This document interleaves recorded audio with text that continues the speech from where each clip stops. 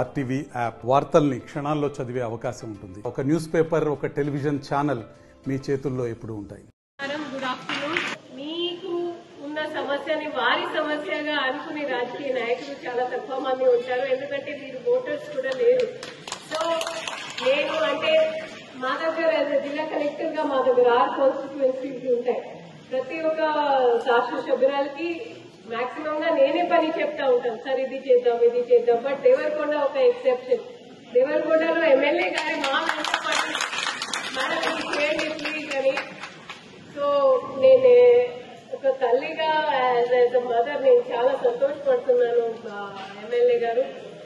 తర్వాత diet charges సంబంధించిన ఎంతమందికి డైట్ అనేది గురించి అవగాహన ఉంది? లాస్ట్ సండే ప్రతి ఒక్క స్కూల్లో కార్యక్రమం ఏర్పాటు చేశాము. డైట్ ఛార్జెస్ అంటే కాస్మెటిక్ ఛార్జెస్ ఎంతమంది చెప్పగలుగుతారు? డైట్ ఛార్జెస్ కొంతమంది హాస్పిటల్స్ కి ఐడియా ఉండవచ్చు. హాస్పిటల్స్ ఉంటారా?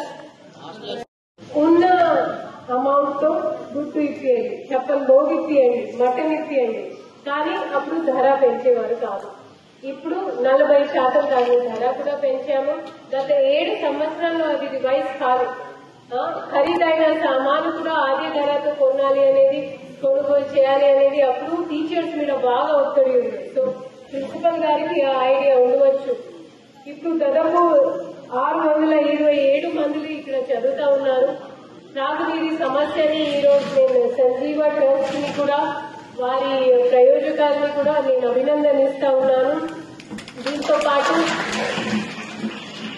ఆదర్శంగా పాఠశాలలో జరగబోతున్న పనులు కూడా ప్రిన్సిపల్ గారు వాళ్ళు నేరుగా వారి పర్యవేక్షణలో వర్షాకాలం ముందు పూర్తి చేయాలి అనేది నేను కోరుకుంటున్నాను.